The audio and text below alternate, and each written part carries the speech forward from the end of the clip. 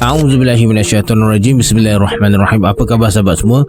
Kembali lagi bersama saya Syarul. Terima kasih sebab dah klik video ni. Semoga yang menonton video ni ditambahkan rezeki dan dipermudahkan urusan dunia dan akhirat. Hari ni saya akan kongsi sebuah lagi kisah daripada Abang Eddie Arjuna bertajuk Jin Pendamping Jan. Dalam kisah Saka yang rasuk tubuh Intan ada sebut nama Nasyizah kan? Dan ramai yang tertanya, siapa Jan? Ini yang berlaku setahun lepas sebelum kisah Saka ni. Nak tahu kisahnya macam mana? Tonton video ni sampai habis. Kisah ni diambil dari ebook kompilasi kisah seram karya Eddie Arjuna. Bagi sesiapa yang berminat untuk dapatkan ebook ni, boleh tekan link di pin komen dalam video ni nanti. Sebahagian hasil jualan ebook ni Abang Eddie akan beli barang dapur untuk berikan kepada fakir miskin. Jadi sama-sama kita bantu mana yang mampu. Harga ebook ni pun tak mahal mana, lebih jimat kalau beli combo 3 buah ebook sekali, lagi berbaloi.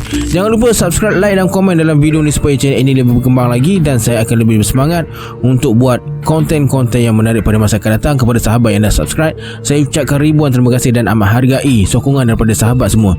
Kepada yang nak join grup Telegram saya, saya letakkan link dekat bawah macam biasa sebelum saya mulakan.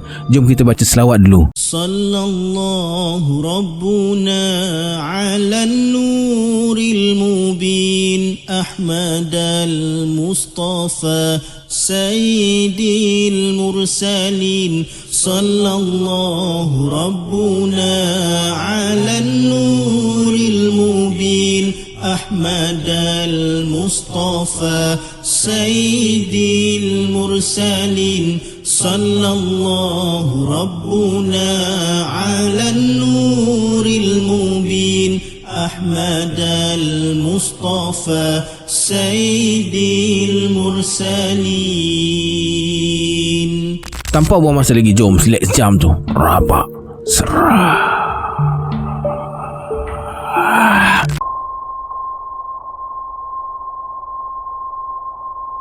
Dah jangan layan, kita sapu terus, kata Eddie yang dah mula rimas dengan keadaan tu. Malas pula nak melayan lama-lama dan puih, terasa seketul air pekat berbau masam singgah ke muka. Kurang ajar punya setan, main ludah-ludah pula.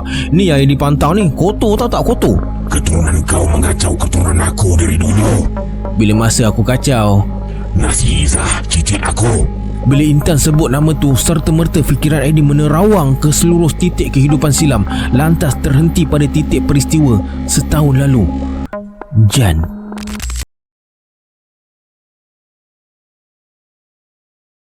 Dah lama Eddie tak jumpa Jan. Kali terakhir jumpa masa mereka habis SPM. Walaupun pernah tinggal sekampung, Jan dah pindah ke seberang perai tengah sebab ayah dia beli rumah dekat sana. Sejak tu mereka jarang jumpa. Kalau ada pun bertembung tengah jalan je. Jan ni antara kawan baik yang Eddie pernah ada. Pergi mengail ikan, terjun sungai, main gitar, semua sekali. Dah macam adik-beradik. Selain Jan, ada 4 orang lagi kawan Eddie yang macam ni. Masa dekat kampung, kalau ada muka Eddie, maknanya adalah muka lagi 5 orang ni. Jan, Geduk, Citak, Kabi dan Ambak. Mereka semua satu perguruan dengan pengajian ayah Eddie. Bila dah besar, masing-masing bawa haluan sendiri. Jumpa pun masa hari raya, setahun sekali. Diorang akan datang beraya dekat rumah Eddie demi nak jumpa dengan bekas guru diorang. Tapi Jan ni sangat susah nak jumpa dia. Dia macam bersembunyi dari mereka. Satu hari tu, Kabi call Eddie. Eddie, ayah Jan cari engkau, katanya dari corong telefon. Eddie yang tengah baik punya melantap Maggie sambil tengok Mr. Bean, rasa nak tersedak. Ayah Jan cari aku, nak bagi menikah dengan adik Jan ke apa? Aku okey je. Adik Jan Serina tu pun lawa juga, muka macam Fasha Sanda. Keluarga dia orang ni memang elok-elok orangnya. Jan sendiri macam adik putera tapi tak berapa siap lah. Ada apa ada cari aku? Kau tak tanya ke? Balas Eddie. Tak tahulah, dia cuma kata nak jumpa engkau. Dia panggil pergi rumah Jumaat ni lepas isyak. Kau ada call Jan tak? Ada, banyak kali, tapi tak jawab. Oh, okey tak apa. Sekarang macam ni, aku segan nak pergi seorang. Kumpul semua yang lain, kita pergi sekali. Tapi apa dia panggil kau seorang je? Dia tak sebut pun ajak yang lain. Tak apa, dia kan kawan kita. Sama-sama rosok juga dulu. Jom kita pergi tengok dia sekali.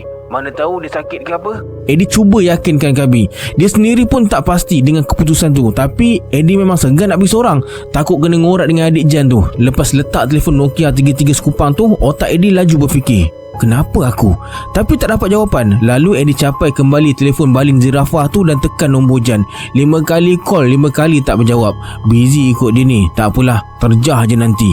Tiba hari yang dijanjikan. Mereka berkumpul di pekarangan masjid hari Jumaat lepas isyak. Bila semua dah datang, mereka gerak ke rumah Jan naik kereta Kabi. Korang agak-agak, kenapa ayah Jan nak jumpa aku? Soal Eddie pada geng yang lain. Tak sure lah bro, aku syak Jan ada buat apa-apa ni. Tak pun dia nak panggil makan kenduri. Tak logik betul jawapan kenduri tu. Kenapa Jan tak call sendiri? Macam lah dia tak ada nombor dia orang ni. Ini memang pelik sebab ayah dia sendiri nak jumpa Eddie. Kenapa bukan Jan yang nak jumpa? Ini mesti ada hal lain. Fikiran Eddie lebih kepada berlaku sesuatu pada Jan. Tambah pula dalam 2-3 hari ni Eddie asyik teringat dekat kawan baik dia tu. Dok saya saja pun teringat si Jan. Terkenang balik macam mana nakalnya mereka dulu. Selit leher angsa dekat pelepah pokok pisang, pecah tempayan surau, pancit tayar basikal orang masjid, sampai ayah Eddie hambat keliling kampung lah. Kemudian si geduk yang dari tadi diam dekat belakang bersuara, "Aku ada jumpa Jan bulan lepas. Office dia kan dekat dengan office aku. Dia dah lain sekarang ni bro. Buat macam tak kenal aku. Aku tegur pun dia buat kerek je. Tu yang aku malas nak ambil pot." Aku rasa dah 3 tahun aku tak jumpa dia. Last jumpa masa raya dekat rumah aku, yang kita buat reunion tu.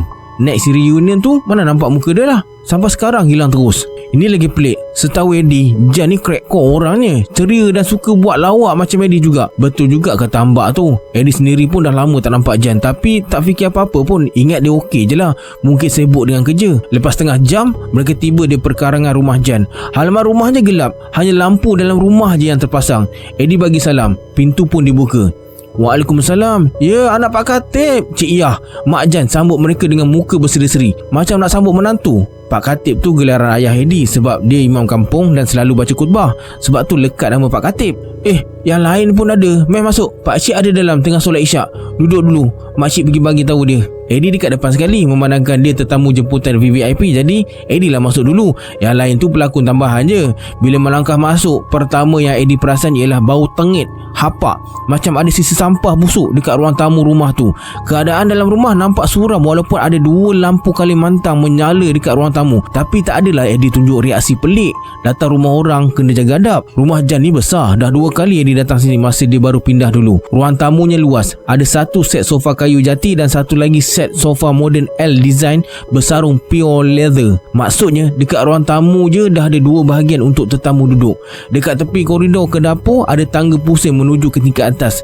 Jan ada 5 orang adik-beradik. Jadi tak hairanlah rumah dia besar. Jan yang sulung dan lelaki tunggal. Adik-adik dia semua perempuan. Tu salah satu sebab kenapa dia jadi kawan baik mereka. Nampak tak? Ada biskut Mary di sebalik kopi O. Sambil hidung kembang kempis tahan bau hapak tu, mata Eddie melilau cari di setiap sudut rumah. Kot-kot lah Cik Yah tertinggal sampah dekat situ. Tapi tak ada. Bersih. Satu habuk pun tak ada atas lantai. Eddie perhati dinding yang bergantungan gambar-gambar potret keluarga bahagia ni. Nampak macam mereka benar-benar nikmati kebahagiaan. Gambar percutian, gambar kenduri kendara, gambar konvo, banyak tergantung dekat dinding ruang tamu. Paling menarik perhatian ialah gambar Awek Chun pakai baju kurung berjubah konvo. Itulah Rina, adik Jan yang pernah jadi kegilaan budak-budak jantan keparat dekat kampung dulu. Tak banyak berubah rumah Jan ni, lebih kurang macam kita datang dulu, kata Eddie pada kawan-kawan lain. Diorang semua diam. Bila Eddie toleh tengok diorang, mata masing-masing terpaku dekat gambar Rina. Kabi lagi lah tenung gambar tu sambil tersenyum. Syok sendiri. Berdebah betul mengkarung Afrika ni. Woi, agak-agak lah nak berangan. Tak payahlah senyum sorang-sorang. Eddie jerkah sambil tepuk belakang Kabi. Jan mana? Ke dia tak ada dekat rumah? Soal cita. Eddie pun terfikir juga tadi. Mana Jan? Dia tak tahu ke member bertanda nak tengok dia? Assalamualaikum. Muncul Pak Mansur sambil tersenyum pandang mereka semua. Salam disambut dan dia peluk mereka semua macam anak sendiri yang dah lama tak jumpa. Pak Mansur ni baik orangnya. Pernah juga rujuk pada ayah berkaitan hal-hal agama. Pak Mansur cukup baik dengan mereka ni. Orangnya kelakar dan suka bergurau. Kalau pergi rumah dia dekat kampung dulu, ada je benda nak diajak berbual. Senyuman Pak Mansur masih manis dan ikhlas macam dulu. Namun dari raut wajahnya yang semakin dimamah usia, bagai tersirat suatu kerisauan yang cuba disampaikan pada Eddie. Apa khabar Pak Cik? Tanya Eddie dengan lembut dan sopan. Maklumlah calon menantu terbaik abad ni kan. Alhamdulillah sangat-sangat. Dah umur 65 pun boleh berjalan lagi, kira okey lah. Kawan-kawan Pak Cik yang dah simpan pun ramai dah. Kamu semua macam mana? Dah kahwin ke? Saya seorang je Pak Cik. Anak 1 dah. Yang lain tengah tunggu Rina. Oh, kalau nak datanglah cara elok. Pak Cik tak kisah kalau dia nak. Eddie yakin Pak Mansur tak berseluruh. Eddie cuma senyum pandang muka Kabi, Citak dan Geduk yang masih bujang. Dalam hati Eddie berkata, berani potong lain, aku tabuh cirit sekor-sekor nanti. Diorang pun terkial-kial senyum pada Pak Mansur, minta penampar agaknya. Ayah sihat ke Eddie? Lama betul tak jumpa ayah. Soal Pak Mansur. Alhamdulillah Pak Cik, sihat walafiat. Ayah kirim salam dekat Pak Cik dengan Mak Cik. Ada apa Pak Cik panggil saya datang sini? Macam ni, pakcik lama dah nak bagi tahu Eddie ada hajat tapi tak kesampaian lagi. Jadi baru ni kebetulan ada jumpa Kabi dekat tempat kerja lama tu. Pakcik pesan dekat dia suruh bagi tahu Eddie yang pakcik nak jumpa. Ada hal penting nak bincang. Ni dah kamu semua pakat datang malam ni, pakcik ceritalah ya, bagi semua sekali tahu. Tapi tolong jangan pecah rahsia ni. Ni rahsia keluarga pakcik. Aib pakcik. Pakcik percaya kamu semua boleh jaga benda ni. InsyaAllah pakcik, ini janji kami. Begini, Jan dah kahwin tapi dah bercerai, kata Pak Mansur dengan suara yang sedikit terketa-keta. Eddie yang dari tadi cuba tahan nafas sebab suspense yang amat, terus menghela nafas laju-laju. Lega. Bagi Eddie, selagi perkara tu tak berkaitan dengan dia, bolehlah berlapang dada. Tapi hati Eddie tersentap sebab Jan dah kahwin, tak bagi tahu mereka, dan dah bercerai pula tu. Sedangkan mereka semua ni kawan baik Jan dulu. Bila dia kahwin? Kami langsung tak tahu. Soalan bak 2 tahun lepas, baru je bercerai 3 bulan lalu, jawab Pak Mansur sambil menyeka kelopak matanya yang berair. Berkahwin dan bercerai ni bagi Eddie dah jadi perkara biasa, lumrah kehidupan. Bersepah rumah tangga yang hancur di zaman penuh cabaran ni. Jadi apa masalahnya sampai ayah Jan panggil Eddie datang sini? Begitulah persoalan yang berlega dalam benak fikiran Eddie masa tu. Dia kahwin dengan orang selatan, belum ada anak. Masalahnya segala harta dia termasuk duit dekat tabung haji sebanyak RM45,000, kereta dan rumah kondo dia dekat KL, semua dah jadi hak bekas bini dia. Pakcik tak kisah pasal harta dunia semua tu. Yang pakcik kisah bekas bini dia main sihir. Macam mana pakcik tahu dia kena sihir? Pakcik syak Jan kena sihir dengan perempuan tu. Kita tak boleh tuduh selagi tak ada bukti pakcik, nanti jadi fitnah. Jom ikut pakcik, kita naik atas. Pak Mansur terus bangun menuju ke tangga. Mereka semua ikut Pak Mansur naik ke tingkat atas. Sampai dekat atas, sekilas pandang Eddie nampak Rina tengah berjalan masuk ke biliknya. Sempat Rina toleh ke arah mereka yang tengah bergerak ke sebuah bilik paling belakang dekat tingkat tu. Rina pandang Eddie sambil tersenyum melirik manja. Kenal lagi Rina dekat jejaka kacak kampung dia dulu. Tapi Eddie tak peduli sangat dah. Kepala tengah fokus dekat Pak Mansur yang sedang berjalan dekat depan. Pak Mansur bawa mereka ke sebuah bilik yang Eddie syak itu bilik Jan. Kamu semua dah sedia ke nak tengok kawan kamu dulu? Ayat itulah yang terkeluar dari mulut Pak Mansur sebaik tangannya pegang tombol pintu. Mereka cuma mengangguk tanda dah bersetuju. Crack. Pintu dibuka. Tiba-tiba menerpa bau hapak yang sama macam dekat bawah tadi. Kali ni siap dengan bau najis dan hancing. Ruang bilik tu gelap dan terasa bahang dari dalam. Terpaksa Eddie berdehem sikit untuk menghela nafas yang tersekat. Masih cuba jaga adab di rumah orang. Lampu pun dibuka dan bilik jadi terang. Dalam bilik tu ada kawan baik Eddie tengah baring atas lantai, mengerekod tak berbaju, hanya berkain pelekat yang penuh dengan najis dan air kencing. Jan mendengus macam marah dengan lampu yang menerangi wajahnya. Tubuhnya kurus kering macam pesakit kanser final stage. Ada lubang-lubang hitam pada belakangnya macam ditusuk benda tajam. Dari lubang tu keluar kerak-kerak darah dan nanah yang berbau tengit. Katil dan lantai bilik Jan berterabur dengan najisnya sendiri. Jan yang tengah merekod tiba-tiba palingkan wajah ke arah Eddie dan kawan-kawan lain. Matanya buntang, yang hitam lebih besar dari yang putih. Kelopak matanya tenggelam ke dalam. Dari mulutnya keluar air liur yang meleleh ke lantai. Dekat penjuru bilik tu berselerak tulang ayam, nasi basi dan entah apa lagi, bercampur dengan najis dia sendiri. Allahu Rabbi. Itu saja yang dapat Eddie katakan bila tengok kawan dia jadi macam tu. Kawan-kawan lain terpinga-pinga dekat belakang, tak tahu nak kata apa. Sejak bila dia jadi macam ni pakcik? Tanya Eddie. 2 bulan sebelum dia bercerai. Maknanya sekarang dah 5 bulan. Cuma dalam seminggu 2 ni makin teruk. Berak kencing dalam bilik. Badan dia jatuh banyak sampai macam tu. Tapi sehari makan 7-8 kali. Pakcik dah cuci semua ni petang tadi. Tiap hari kerja pakcik buang tahi dia.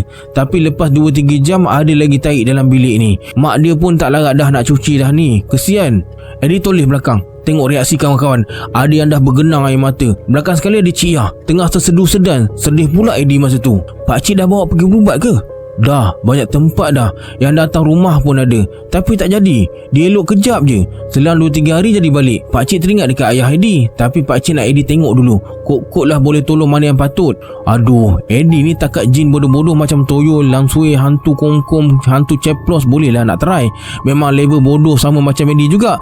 Tapi yang ni bukan biasa-biasa. Kasar permainan dia. Jenis master-master punya game. Tapi taklah terkeluar ayat tu dari mulut Eddie. Orang minta tolong, jangan kita tolak lagi. Kita usaha dulu. Allah kan ada. rumah pakcik ada limau nipis tak? Ada, jap nak ambil, jawab Cik Yah dari belakang. Dia pun berlari turun bawah. Sekejap je dia datang balik dan bawa Eddie sebungkus plastik limau nipis. Ya Allah, banyaknya makcik. Bukan nak masak tom yam, nak sebiji je. Eddie ambil limau tu dan masuk dalam bilik dengan berhati-hati, tak nak terpijak najis. Lepas tu Eddie keluarkan sebiji limau nipis dan baca, walaqad zayyana as-samaa'a ad-dunya bimasabiha wa ja'alnaha rujuman lisyayatin wa a'tadna lahum 'azabas sa'ir. Demi sesungguhnya kami telah menghiasi langit yang dekat pada penglihatan penduduk bumi dengan bintang-bintang, dan kami jadikan bintang-bintang itu punca renjaman terhadap syaitan-syaitan, dan kami sediakan bagi mereka azab neraka yang menjulang-julang. Selesai baca satu dari ayat dalam surah kegemaran Eddie tu, dia koyak limau nipis dan perah atas belakang Jan. Menitis perahan limau tu berselerak di belakangnya yang berlubang-lubang. Jan kaku membisu. Selang beberapa saat, celaka kamu, celaka! teriak Jan dengan suara yang Eddie tak pernah dengar, nyaring dan tajam macam suara wanita tua. Terkejut Eddie, lalu dia baca satu lagi ayat dari surah yang sama sambil perah limau nipis belakang Jan. Idza ulqu fiha sami'u laha syahiqan wa hiya tafur. Apabila mereka dicampakkan ke dalamnya, mereka mendengar suara jeritannya meraung-raung sedang ia menggelegak. Sadaqallahul azim. Jerit Jan memecah keheningan malam. Eddie tahu dia akan pedih. Luka di perah limau mestilah pedih. Tapi dari luka-luka tu terbit gumpalan asap hitam halus dan bau macam daging busuk yang dipanggang.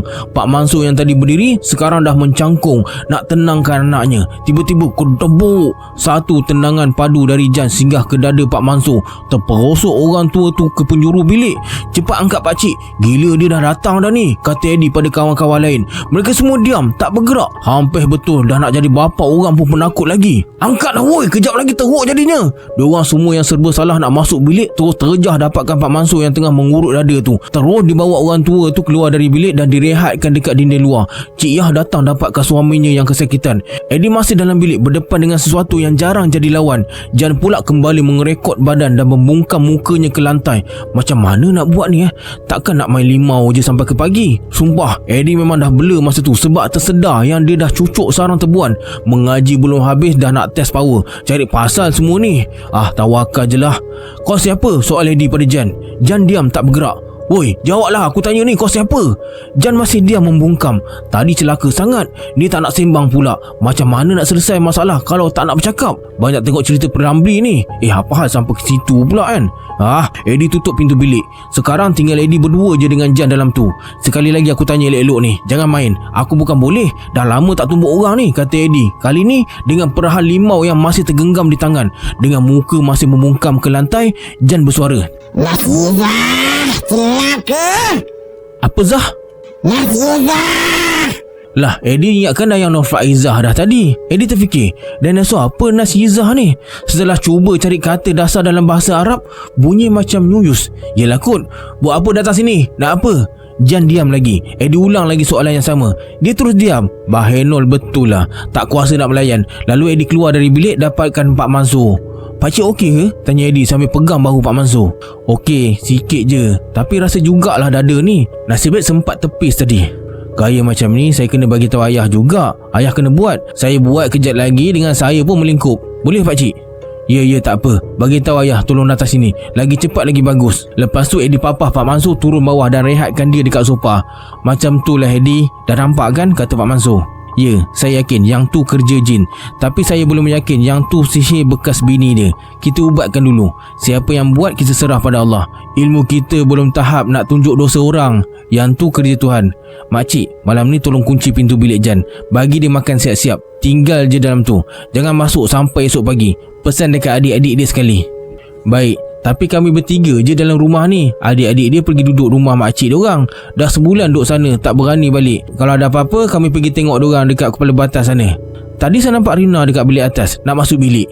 Itulah Eddie, budak-budak tu dah sebulan tak ada. Jarang-jaranglah nak balik sebab takut. Tapi dalam rumah ni macam ramai orang. Ada je nampak kelibat pelik-pelik. Kadang-kadang tengah basuh pinggan, kerusi kena tolak. Tengah tidur dengan adik-adik Jan gelak. Padahal tak ada orang pun. Kami tiga beranak je. Eddie makin cuak. Sia-sia je senyum manis tadi. Senyum dekat setan rupanya. Dasar mentibang laut. Tak lama kemudian mereka minta diri untuk pulang. Sebelum pulang, Eddie pagarkan dulu bilik Jan dan luar rumah sekali. Semoga dilindungi Allah.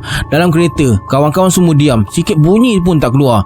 Ini pertama kali mereka tengok kejahatan jin dengan mata kasar. Sebelum ni banyak tengok dekat wayang je kan. Korang relax, kita pergi makan cakotiau dulu, kata Eddie setelah lama suasana dalam kereta tu menyepi. First time ni bro, aku nampak benda macam ni. Tak pernah lagi seumur hidup. Ya, aku pun sama. Gila nak terkencing aku tadi. Tapi aku takut nak pergi toilet rumah dia orang tadi. Kau berhenti kejap dekat Caltex tu.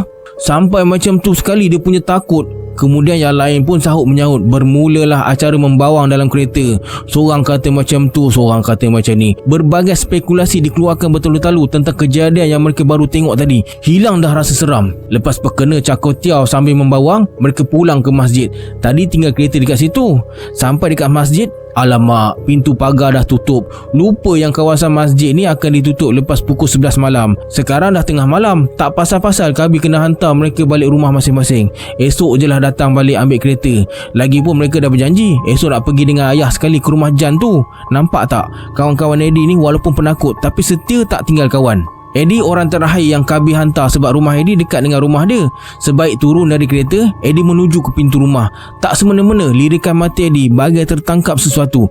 Eddie toleh ke kiri, ke arah pos kereta yang kosong. Lepas tu toleh ke kanan, ke kawasan rumah jiran. Tu dia, adik Jan, Sirina, tengah berdiri luar pagar rumah jiran sambil pandang Eddie tanpa senyuman bersemut macam tadi. Tapi nampak macam marah sebab laki dia balik lewat. Terus Eddie tak jadi masuk. Eddie pergi dekat paip air dekat luar dulu, basuh muka dan kaki, angkat wuduk, baca ta'awuz 7 kali, baru masuk rumah. Masa nak tutup pintu, sekali lagi Eddie jenguk pagar rumah jiran.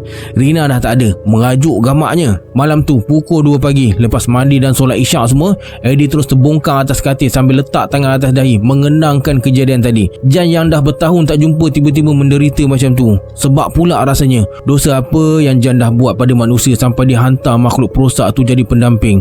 Manusia ni tak sudah-sudah nak menyembah nafsu. Macam tak tahu yang neraka tu dah lama menunggu. Eddie cuba lelapkan mata tapi tak mau lena. Pejam celik macam cicak kena getah.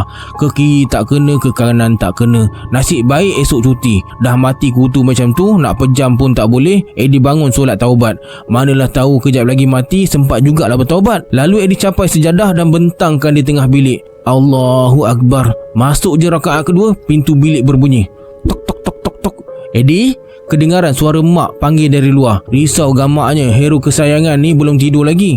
Eddie tunggu lagi panggilan seterusnya. Mak ni kalau 2 kali panggil tak menyaut, dia tak panggil dah. Dia tahu Eddie tengah solat. Eddie, lagi sekali mak panggil. Eddie tunggu lagi. Lepas bangun iktidal, Eddie rasa bersalah. Solat sunat je kot. Terus Eddie buka pintu. Gelap, kosong. Eddie pun melangkah ke bilik mak ayah. Perlahan Eddie buka pintu bilik yang memang tak berkunci tu. Nampak kelibat ayah dan mak tengah tidur. Dah tidur balik mak aku ni. Aduh, Eddie pun panggil mak. Mak? Oh mak. Mak cuma menyeringas beralih tempat. Tak bangun pun. Eddie kembali ke bilik dan ulang solat yang tertangguh tadi. Allahu Akbar. Dum dum dum dum dum.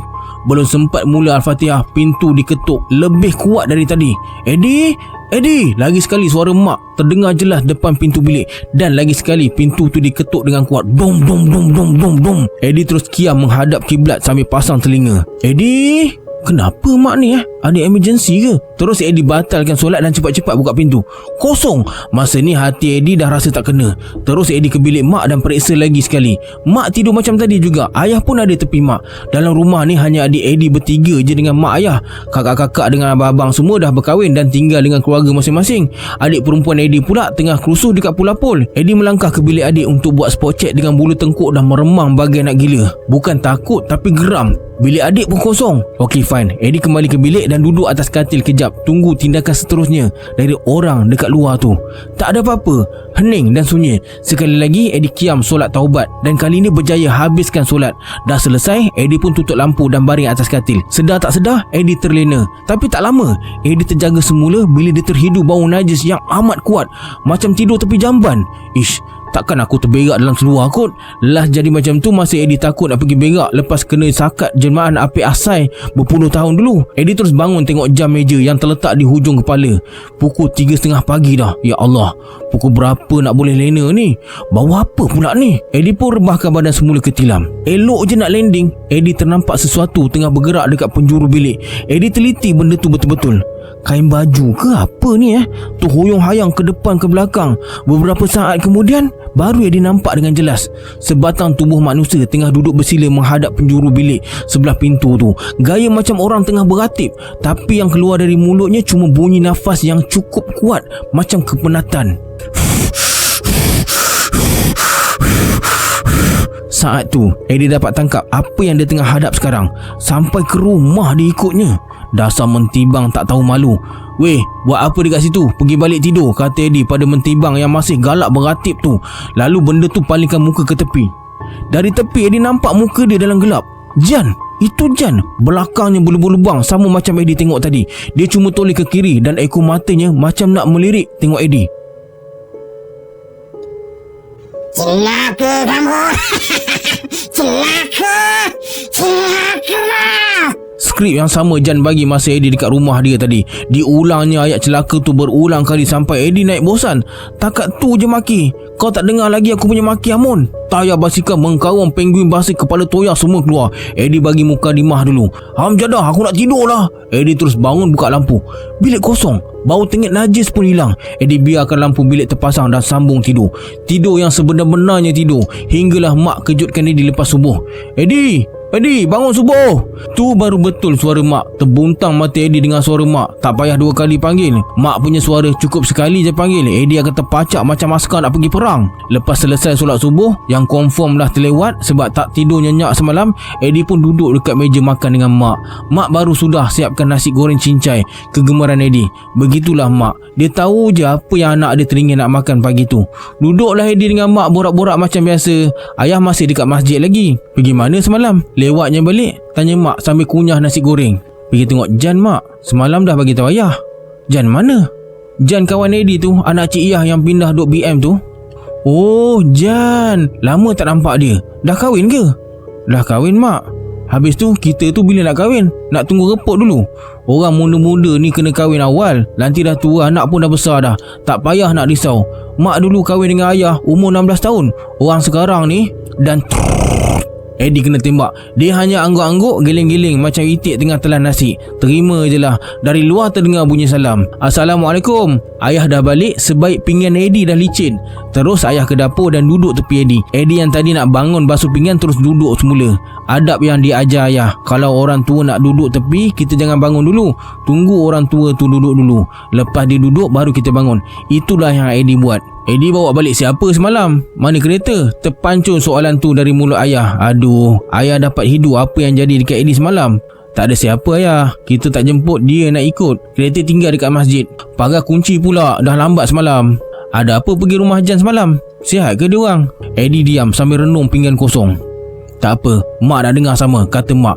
Mak pun tarik kerusi dan duduk sekali. Jam sekali lagi. Maka Eddie pun berceritalah pada mak ayah dari mula sampai habis. Sampai kena kacau pun Eddie cerita juga. Lama mereka 3 beranak duduk dekat dapur dengan mak ayah tekun dengan kisah seram Eddie ni.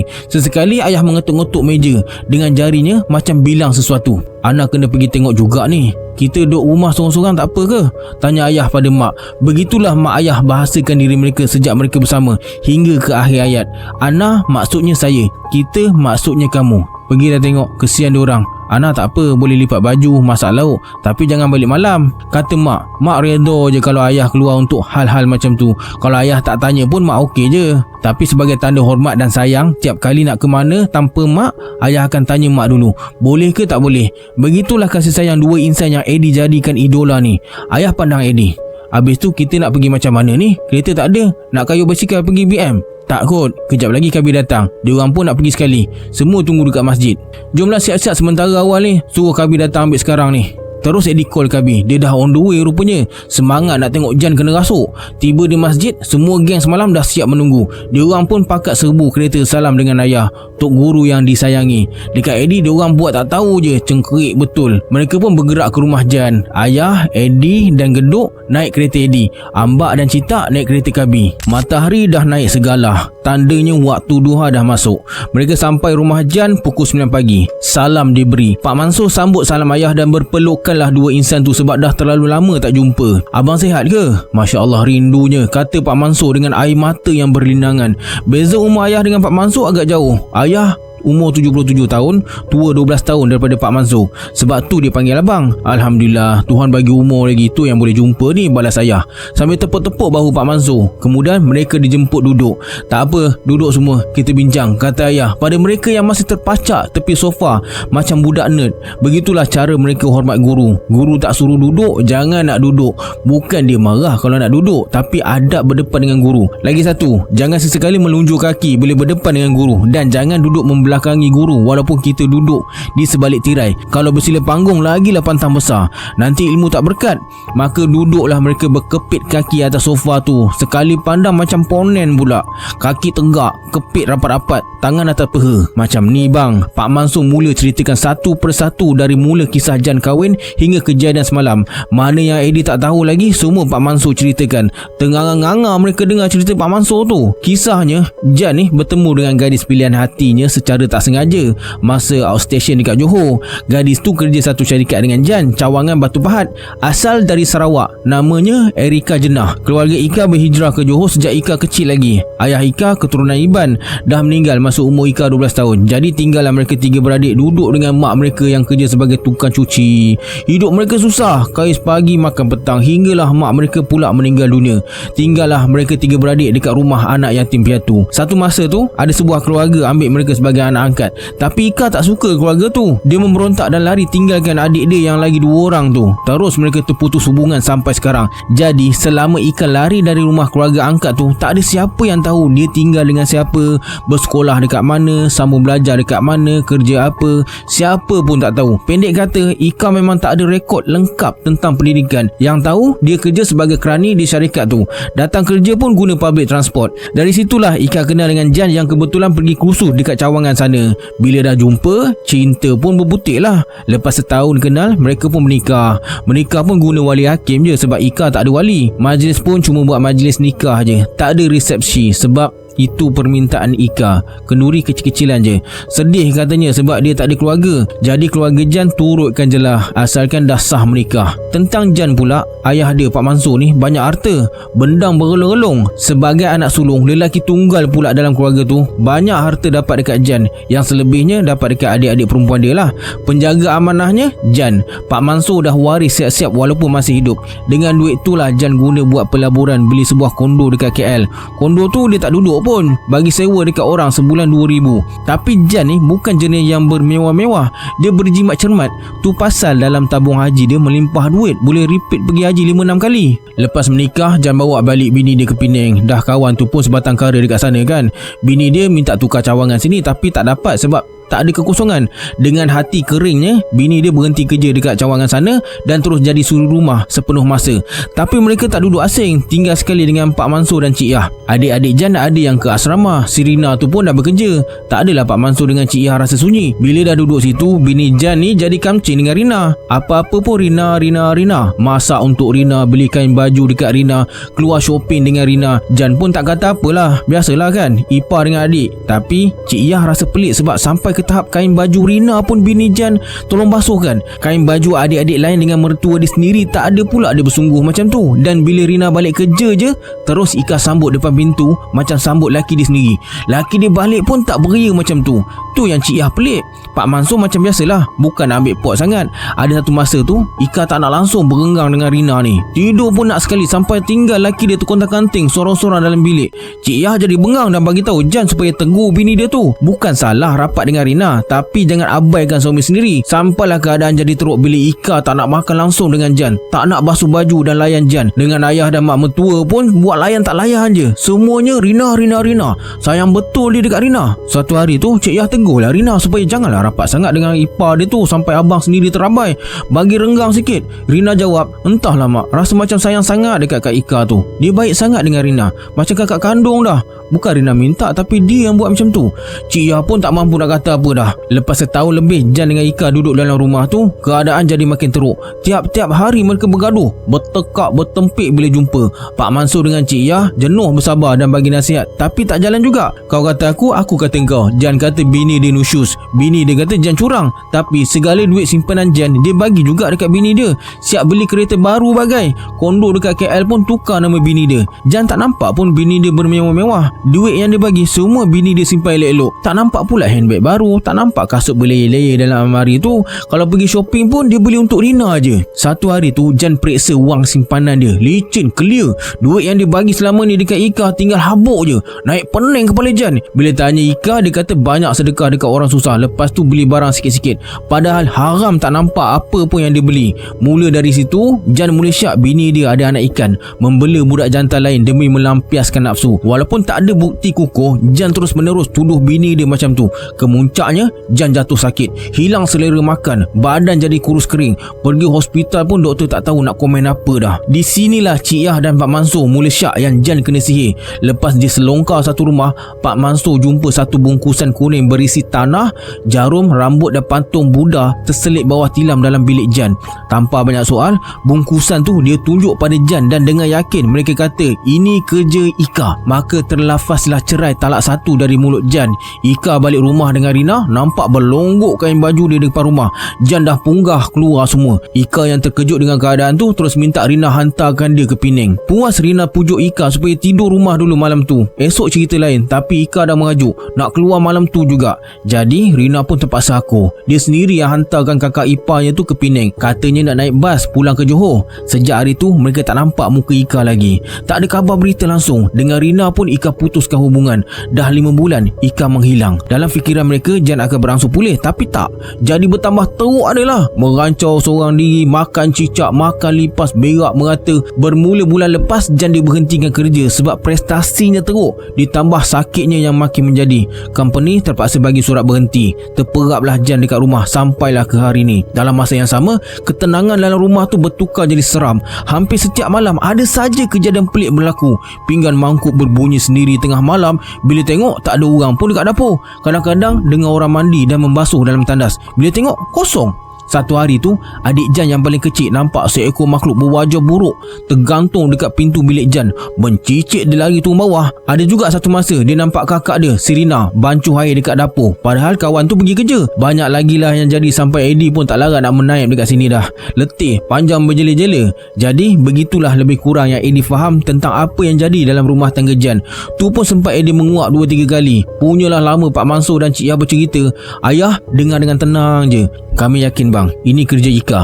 Lepas buat hal dia pergi macam tu je, kata Pak Mansur. Ayah hanya diam, renung cawan TO yang dah kosong. Kemudian ayah bersuara. Kita tak boleh kata siapa yang buat sebab kita tak nampak. Yang boleh kita ikhtiar sekarang ni, berubat Jan dulu. Yang lain serah pada Allah. Jom kita naik tengok Jan. Pak Mansur pun bawa mereka ke bilik Jan. Bila pintu bilik Jan dibuka, ayah terus beristighfar bila nampak keadaan Jan macam tu. Kurus kering, mengerekot macam semalam. Cuma najis dah tak ada dalam bilik tu, tapi sisa-sisa baunya masih menerjah ke hidung. Ni kami baru cuci tadi. Kalau tak lagi teruk. Budak-budak ni dah tengok semalam, kata Pak Mansur pada ayah. Ayah masuk bilik dan usap-usap kepala Jan. Rindu dia pada anak murid yang seorang ni. Disebabkan nafsu manusia yang bertuhankan iblis, salah seorang anak murid dia menderita macam ni. Eddie, pergi ambil barang, kata ayah pada Eddie. Abang nak apa? Daun sirih, kemenyan, sintok, 5 purut, semua kami sedia dah tadi. Tak apa, bagi air kosong 1 cawan, lada hitam dengan garam je. Biar Eddie pergi ambil sendiri. Cuma tunjuk dekat dia je dekat mana nak ambil. Eddie pun ikut Cik Yah ke dapur. Dah dapat barang, Eddie kembali dapatkan ayah dekat atas. Kawan-kawan yang lain standby dekat luar bilik. Mana tahu Jan buat gila lagi, habis dia terajangnya semua orang. Dekat mana tempat nak solat? Tanya ayah pada Pak Mansur. Pak Mansur pun tunjuklah bilik anaknya yang satu lagi. Ayah masuk dan solat sunat 2 rakaat. Lama ayah duduk bertimpuh dalam bilik tu sambil berdoa. Sesekali ayah membilang-bilang jari di tangan kanannya. Lepas solat sunat, ayah keluar dari bilik tu. Masa lalu depan bilik Irina, ayah berhenti kejap. Eddie tahu tu bilik Irina sebab nampak Rina masuk situ, walaupun yang semalam tu bukan Rina. "Ni bilik siapa?" tanya ayah pada Cik Yah yang tengah duduk dekat tebing tangga. "Tu bilik Rina. Diorang semua tak ada sini. Tak ada siapa dalam tu," kata Cik Yah. Ayah terus menuju ke bilik Jan. Sebelum masuk, Eddie dengar ayah berbisik kalimah ta'awuz dan bismillah. Kemudian disusuli surah Al-Baqarah ayat 284 hingga 286. Ayat yang lazimnya kita baca lepas solat subuh dan maghrib. Kemudian ayah masuk perlahan-lahan mendekati Jan. Dipanggilnya Jan dengan panggilan yang sangat lembut. "Suhaizan? Suhaizan, bangun, ayah nak tengok." Ayah memang bahasakan diri pada anak-anak muridnya sebagai ayah. Di situlah akan terasa keakraban seperti ayah dan anak, bukan guru dengan anak murid. Perlahan Jan bangun dan duduk berhadapan dengan ayah. Matanya layu macam keletihannya amat sangat. Ditatapnya mata ayah bagai memohon bantuan. "Ayah, tolong Jan." Allahu berjura air mata Eddie waktu tu. Jan masih kenal ayah dan terus peluk ayah bagai seorang anak peluk ayahnya sendiri. "Tolong Jan, Jan tak tahan dah ni ayah." Ayah pun peluk Jan dengan penuh kasih sayang. Sesungguhnya masa ni, mereka semua yang ada dekat situ dah keluar air mata, termasuklah saya. Terutama Eddie dengan kawan-kawan. Terkenang kembali saat mereka kecil dulu hingga muda remaja. Bagaimana mereka datang mengaji sekali dengan ayah, kena rotan, kena tarbiyah. Bagaimana ayah didik mereka dari tak reti apa pun tentang agama, hingga ramai antara mereka jadi ustaz, mengajar pula pada anak-anak yang lain. Dengan izin Allah, mereka jadi orang hasil didikan ayah. Jan masih merangkul leher ayah masa ayah berkata, "Anak, ini ujian untuk orang-orang hebat macam Jan. Allah tak turunkan ujian kalau kita tak mampu. Lagi tinggi ujian, lagi tinggi darjat hamba diangkat. Jan sabar dulu, kita ikhtiar cara kita, cara Nabi kita." Kemudian ayah lepaskan rangkulan Jan dan papah dia naik ke katil. Ayah baringkan Jan dengan kepala diarahkan ke arah kiblat. Eddie yang dekat belakang ayah masih menyeka air mata. "Eddie, mana barang-barang tu?" soal ayah. Lalu Eddie hulurkan benda yang ayah nak. Jam dah dekat pukul 11 pagi. Cahaya mentari di luar makin terik, tapi dalam bilik Jan terasa gelap dan dingin. Jan lirikkan matanya pandang Eddie dan kawan-kawannya yang lain. Sempat lagi segeduk tunjukkan pis. Tanda wacaya lu bro, you can do it. "Eddie, masuk. Yang lain pun boleh kalau nak tolong," kata ayah. Eddie pun masuk duduk sebelah ayah. Member lain duduk keliling ayah. "Kamu semua tahu kan apa nak buat?" "InsyaAllah ayah." "Okey, kita mula. Perlahan-lahan, jangan berebut." Mereka pun mulakan dengan kalimah La ilaha illallah wahdahu la syarikalah lahul mulku wa lahul hamdu yuhyi wa yumiit wa huwa ala kulli syai'in qadir. Zikir ni diulang banyak kali. Kemudian ayah mula masuk jarum. Al-Fatihah disusuli dengan Al-Baqarah ayat 1 hingga 5. Disambung lagi pada surah yang sama ayat 163 hingga 164 dan seterusnya sampai ayat kursi. Jan mula mengeliat macam kepanasan. Peluh mula terbit dari dahinya hingga ke surah Al-Mu'minun ayat 115. Afa hasibtum annama khalaqnakum abasa. Jan bingkas bangun dari pembaringan dan menjerit, "Celaka kamu manusia!" Terperanjat Eddie, tapi bibir tak lepas dari ulang zikir kalimah tauhid tu. Rakan-rakan yang lain pun turut sama ulang kalimat yang sama. Ayah terus sambung bacaannya sambil meramas-ramas biji lada hitam bercampur garam. Jan terus menerus memaki hamun pada siapa mereka pun tak tahu. Marah benar bunyinya. Tiba di kalimah Qul uhiya ilayya innahu istama nafarun minal jin. Surah Al-Jin ayat 1 hingga 9. Jan buka mata dan pandang ayah dengan pandangan yang paling marah pernah Eddie tengok atas muka bumi ni. Macam harimau nak terkam pelanduk. Ayah tetap tenang dengan bacaannya hingga selesai ayat ke-9. Lalu ayah berhenti dan perintahkan mereka berhenti sama. Bagi peluang dia bercakap, kata ayah. "Kamu semua ni bakal celaka." "Kalau kami celaka, kamu lagi celaka. Tu janji Tuhan," kata ayah. Jan masih terus mendengus tak puas hati. Ayah ambil secupik garam dan lada lalu dijentik ke dahi Jan. Terus meraung kawan tu. "Baby, baby." "Apa nama kau?" "Suhaizan, Suhaizan." "Cakap betul-betul. Nama apa?" "Suhaizan lah baby." Ayah ambil secubit lagi lada bercampur garam lalu dijentik sekali lagi tepat ke dahi Jan. "Sakitlah bodoh." Mengelupu kepala Jan setiap kali benda tu singgah dekat kepala dia. "Menipu lagi sekali aku bagi mandi garam," kata ayah sambil hulurkan segenggam garam dan lada. Terbeliak biji mata Jan tengok benda yang ada di tangan ayah. Sama macam Eddie nampak rotan ayah masa mengaji dulu. "Nasiza." Jawab makhluk yang menghuni dalam tubuh Jan. Terus dia beratip ulang namanya sendiri berkali-kali. Tu baru dia, kata ayah sambil tersengih-sengih pada mereka. Eddie nak heran, dalam keadaan macam tu pun ayah masih mampu tersenyum. Mereka semua ni pakat nak terkencing dah. Aku tak nak tahu kau dari mana dan siapa yang hantar. Aku cuma nak kau balik. Tinggalkan budak ni. Jan terus mendengus dengan dada turun naik. Keringat mula membasahi seluruh tubuhnya yang kedih menampakkan tulang-tulang rusuk. Tiba-tiba Pak Mansur bersuara dari luar bilik. Abang, saya nak tahu siapa yang hantar. Ingat anak kau tu baik sangat ke? Aku tahu dia tak baik, tapi dia tak pernah kacang kau. Kau datang sini buat apa? Kau buta, tak nampak bangkai dalam rumah? Mansur, tenang. Jangan layan. Biar aku selesaikan benda ni. Dia buta, bodoh. Dia rasa dia pandai tapi dia bodoh.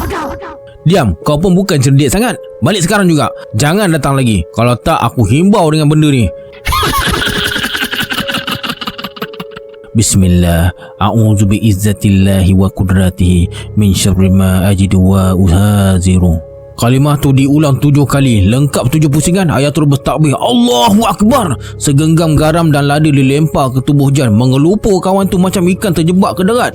Tak ada sepatah perkataan pun keluar dari mulut Jan. Cuma terdengar bunyi nafas macam orang tengah nazak. Dari celah lubang-lubang dekat belakang Jan keluar asap hitam macam semalam. Halus dan nipis tapi lama keluarnya. Selang beberapa minit tubuh Jan kembali kendur dan tenang. Lalu terjelepuk tak sedarkan diri. Angkat bagi duduk, bagi minum air. Eddie dengan yang lain bangunkan dan tegakkan badan Jan sambil tampar-tampar pipi dia. Mata Jan terbuka tapi masih layu, macam orang yang dah tidur terlalu lama. Minum Jan, bisik Eddie ke telinga Jan. Dia pun tengguk air tu semahunya, macam dah seminggu tak jumpa air. Meleleh-leleh berjuai ke dada. Lepas tu Jan muntah semula air tu ke riba. Keluar sekali air warna hitam yang bau mengalahkan longkang. Tercungap-cungap Jan menghela nafas. Air, aku dahaga, kata Jan. Cik Yah yang sejak dari tadi membatu dekat luar bilik terus berlari turun bawah dan naik semula bawa secerik air putih. Eddie tuang air dalam gelas bagi Jan. Jan minum penuh nafsu. Kesian tengok dia. Dekat 5 gelas jugalah dia minum. Jan, cuba mengucap, kata ayah. Jan pun perlahan-lahan ucapkan kalimah tauhid tu. Terketar-ketar suara dia keluar dari kerongkong. Kemudian Jan baring semula ke katil. Matanya masih tak larat nak diangkat, tapi melilau pandang wajah mereka satu persatu. Pandangan matanya terpaku pada Pak Mansur dan Cik Yah. Tu, ayah dengan mak kamu. Kenal tak? Kata ayah. Jan mengangguk kepala tanda kenal. Berlinang air matanya membasahi pipi. Cik Yah terus masuk dalam bilik dan peluk anak kesayangannya tu. Jan nak rebah ke katil tapi ayah tahan. Pergi mandi dulu, cuci badan bagi bersih. Cik Yah mengangguk dan papa Jan ke bilik mandi dibantu oleh geng Eddie yang lain. Kemudian ayah panggil Pak Mansur. Hal ni belum selesai. Aku nak tengok tiap-tiap bilik dalam rumah ni, kata ayah sambil menyingsing lengan bajunya. Ayah ni kalau dia dah sing-sing dengan baju, tandanya dia marah atau tak puas hati. Eddie kenal sangat dah habit ayah macam tu. Abang rasa ada lagi ke? Wallahu alam, kita cari dulu. Yang lain jangan ikut. Tunggu Jan selesai mandi. Eddie dengan ayah Jan je ikut. Lalu Pak Mansur bawa mereka ke bilik sebelah. Ni bilik siapa? Tanya ayah setelah pintu dibuka. Ni bilik Yati, belajar dekat you. Sekarang ni dia balik cuti tapi ikut yang lain duduk rumah makcik dorang. Ayah masuk dan perhati keliling. Setelah berpuas hati, ayah ajak ke bilik lain. Bilik Rina. Ini bilik Rina, kata Pak Mansur sambil buka pintu bilik Rina.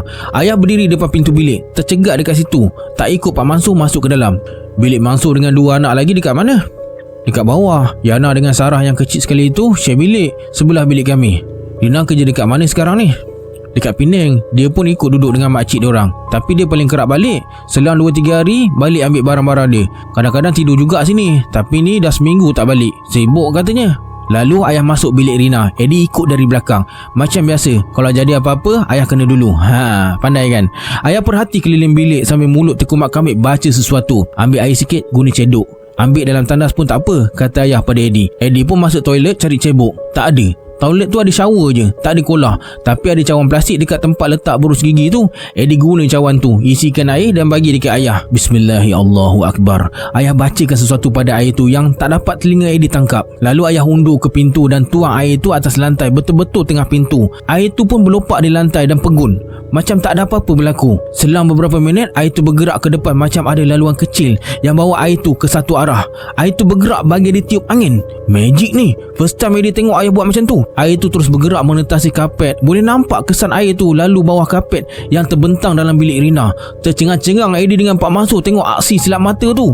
Kemudian air tu berhenti depan almari baju Rina. Saat itulah Eddie nampak seekor makhluk jin berupa macam seorang perempuan tua tengah duduk bertimpuh atas almari baju. Mukanya berkedut, hitam macam arang dan matanya putih, sepenuhnya putih.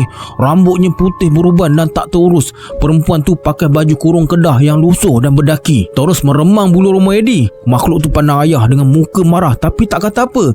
Dia cuma cebikkan bibir tanda benci. Pak Mansur yang turut saksikan kejadian tu jatuh terduduk dekat bendul pintu. "Benda apa tu Eddie?" tanya Pak Mansur dengan suara yang tak berapa nak keluar. "Tu jin pakcik," jawab Eddie yang sama menggelabah macam Pak Mansur. Tapi Eddie buat-buat relax lah, macam tak ada apa-apa. Padahal dalam hati dah siap dah nak lompat dulu kalau mentibang laut tu terkam. Tapi jin tu tak menjelma lama. Sekejap je dia dah hilang dari pandangan. Ayah bersuara, "Nama dia Nasizah. Kerja dia runtuhkan rumah tangga orang, buat laki jadi tunduk pada bini, buat huru-hara sampai bercerai-berai. Ni jenis kafe, asal dari hutan dan gunung. Paling dekat dari sini Gunung Jerai. Dia datang sebab ada orang yang bawa, bukan datang sendiri. Dalam rumah ni dia suka bergayut dalam almari baju, dalam tandas, atas kepala katil. Tiap-tiap saat dibisikkan yang buruk-buruk pada hati laki bini, mengadu domba nak bagi kita sakit hati. Paling biadab bila dia tekan kepala laki supaya tunduk bawah tapak kaki bini." "Siapa yang hantar bang?" "Aku sebolehnya tak nak sebut. Kesian dekat engkau Mansur. Tapi ni hal keluarga engkau. Aku kena bagi tahu juga. Ini kerja Rina." "What?" Terkeluar ungkapan Mak Saleh tu dari mulut Eddie. Rina yang Eddie dambakan dulu, yang nyaris minta ayah masuk Minang tu. "Biawak betul fras aku macam ni." Ayah sambung lagi, "Rina tak puas hati dengan kau Mansur. Sama juga dekat abang dia, pasal harta. Jadi dia tundukkan Ika supaya tundukkan Jan. Dia guna jin celaka ni jadi perantara antara Ika dengan Jan. Yang mengawal jin ni Rina sendiri. Tapi dia tak faham jin ni nanti kawal dia balik." Astagfirullah. Pak Mansur terus beristighfar. Lepas tu ayah buka tingkap, lalu menerjah masuk, terik mentari ke dalam bilik. Bilik yang tadinya suram sekarang dah cerah dengan limpahan cahaya. Kemudian ayah suruh Eddie renjiskan campuran lada hitam dan garam tadi di setiap penjuru bilik. Sambil renjis tu, mulut Eddie terkumbak kamit baca ayat kursi. Sayup-sayup kedengaran orang menjerit kesakitan macam kena pukul dengan belati. Ayah tetap berdiri tegak di tengah bilik sambil angkat tangan memohon doa. Dah selesai upacara menjeris di bilik bakal pasangan pengantin Eddie yang tak jadi tu, ayah melangkah ke almari baju. Dibukakan pintu almari dan diseluk ke dalam bawah lipatan baju. Lalu ayah keluarkan 2 patung berbentuk manusia. Satu dihias macam lelaki, satu lagi dihias macam perempuan. Pada tiap-tiap patung tu dibelit benang merah pada leher dan dicucuk sebatang jarum dekat dada. Patung tu ayah letak tengah lantai bilik. "Eddie, ambil beras, limau nipis dengan air," kata ayah. Eddie bergegas dapatkan Cik Iyah dekat bawah dan naik semula bawa barang-barang tu lalu bagi pada ayah. Ayah campur beras dalam air, diperahnya limau nipis 2 biji dan direndam kedua-dua patung dalam campuran tu. Lepas tu ayah baca doa yang Eddie tak ingat dah, tapi Eddie pasti itu ayat pemutus sihir. Dah selesai, ayah suruh Eddie buka patung tu. Pak Mansur bagi gunting kecil yang diambil dari meja solik Rina. Lalu Eddie gunting ikatan dan buka lipatan perlahan-lahan. Dalam tiap-tiap patung tu ada tanah merah, jantung ayam yang dah kering, rambut serta tulisan Jawi yang ditulis pada kain. "Ini tanah kubur, ini jantung ayam, ini rambut Jan dan rambut Ika. Sihir ni dari tanah Jawa ataupun buatan orang Jawa. Kalau biar ni, boleh mati anak kau Mansur." Pak Mansur hanya diam renung barang sihir tu. Tergamam dia sebab tak sangka perbuatan tu dari anak dia sendiri yang iri hati dan tamakkan harta. "Saya dah bagi semua dekat Rina dengan apa yang sepatutnya dia dapat. Kenapa dia buat macam ni dekat kami?" Terseduh-seduh Pak Mansur berkata sambil tekup dahinya yang dah tua tu. Eddie hanya diam sambil menepuk-nepuk bahu Pak Mansur, minta dia bersabar. "Hati manusia ni kita tak tahu Mansur. Walaupun anak kita sendiri, tapi bila iblis cucuk sikit, nilah jadinya. Jadi aku serah dekat engkau lah benda ni. Kerja aku dah selesai. Urusan keluarga engkau aku tak boleh masuk campur. Yang boleh aku buat, berdoa semoga Rina diberi hidayah. Tapi aku nak jumpa dia sekali. Bukan sekarang. Waktu ni tak sesuai sebab kena jaga aib dia. Budak-budak ni pun ada sama. Nanti malu dia." "Sabar Mansur. Ujian ni Tuhan bagi bukan saja-saja. Ada hikmah yang lagi baik lepas ni. Benda sihir ni aku bawa balik. Nanti tahulah aku nak buat apa." Lepas tu ayah suruh Eddie bungkus benda tu dalam plastik. Dah selesai hal patung, Pak Mansur pun dah tenang. Mereka turun bawah. Geng Eddie dengan Cik Iyah pun ada dekat bawah. Jan baru lepas mandi. Ayah bersuara, "Jan, InsyaAllah akan sihat. Sabar banyak-banyak. Solat jangan tinggal langsung. Solat tu yang jadi dinding kita. Berat macam mana pun bangkitlah solat. Banyakkan zikir ingat Tuhan." Ayah sayang Jan ni macam anak ayah sendiri. Semua anak-anak ayah ni ayah dah didik, dah bagi bekal untuk dibawa dalam hidup ni. Guna bekal tu baik-baik. Tapi jangan lupa, bekal sendiri yang kena bawa depan Tuhan nanti. Yang boleh tolong dekat sana nanti bekal sendiri. Yang boleh bagi syafaat tu hanya Nabi. Ayah pun tak boleh tolong dah. Ayah pun banyak dosa nak jawab dengan Tuhan. Terima kasih ayah, terima kasih, kata Jan masa ayah peluk tubuhnya yang kurus kering tu. Pak Mansur pun datang dapatkan ayah, bersalam dan peluk tanda terima kasih. Cik Yah duduk diam dengan wajah kembali berseri sebab anak dia dah sihat. Tapi Cik Yah belum tahu ini semua kerja anaknya yang satu lagi tu. Itu biar Pak Mansur cerita sendiri. Takut nanti jadi drama TV3 pula dekat sini. Dah, kami nak balik. Apa-apa nanti bagi tahu je dekat Eddie. Nanti dia sampaikan dekat aku, kata ayah sambil lepaskan rangkulan Pak Mansur. Setelah bersalaman dan berpelukan dengan Jan, mereka pun menuju ke pintu rumah. Sebaik pintu rumah dibuka, Eddie terkejut tenuk. Rina tengah berdiri terpacak depan pintu dengan wajah sembam, rambut tak terurus, air mata berlinangan ke dagu. Dipandangnya muka Eddie yang cuak tapi maintain kacak ni. Tak terkata apa Eddie pun, mati kutu. Bela, ayah datang dapatkan Rina dan bawa masuk ke dalam. Kamu semua tunggu dekat kereta, kata ayah. Lalu pintu rumah ditutup. Cis baru nak layan movie. Ayah duduk dalam rumah tu agak lama. Sempatlah Eddie and the gang membawang dekat luar tu. Berbagai persoalan dituju pada Eddie. Eddie pun begitu begini kelentong macam-macam demi nak tutup rahsia keluarga Jan. Sampai kisah ni ditulis, diorang haram tak tahu punca Jan disihir. Lepas setengah jam, ayah pun keluar ditemani Pak Mansur. Selesai dah, kita doa yang baik-baik. Jom balik, kata ayah. Sekali lagi mereka bersalaman dan berpelukan dengan Pak Mansur. Sayup-sayup kedengaran dari dalam rumah bunyi tangisan berjela-jela tak henti-henti. Kereta pun bergerak menuju pulang ke masjid. Tak banyak yang mereka bualkan sepanjang perjalanan tu. Di tangan ayah tergenggam bungkusan plastik berisi sihir laknatullah. Di hati Eddie, ya Allah, hari ni kau tunjukkan teladan yang sangat besar buat aku jadikan petunjuk dalam menuju jalan yang lurus. Jangan kau bolak-balikkan hatiku yang lemah ini ya Allah. Tetapkan aku dalam jalan-Mu yang benar. Peliharalah zuriat aku serta seluruh kaum keluargaku, sahabat-sahabat aku dari bencana fitnah sihir serta dajjal. Masa kisah ni ditulis, Jan dah rujuk semula dengan Erika Jenah dan sekarang mereka hidup bahagia bersama 3 cahaya mata.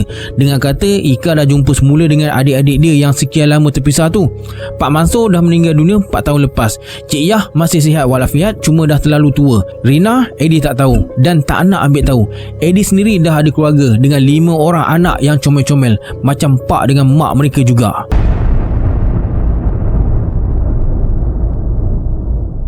Okey, terima kasih sebab tonton video ni sampai habis. Sebelum berpisah, anggaplah kisah ni sebagai hiburan semata-mata. Janganlah terlalu mudah percaya, hanya yang mengalaminya tahu akan kebenaran sesuatu kisah tu. Kita berjumpa di video akan datang. Saya Syarul. Assalamualaikum. Adios.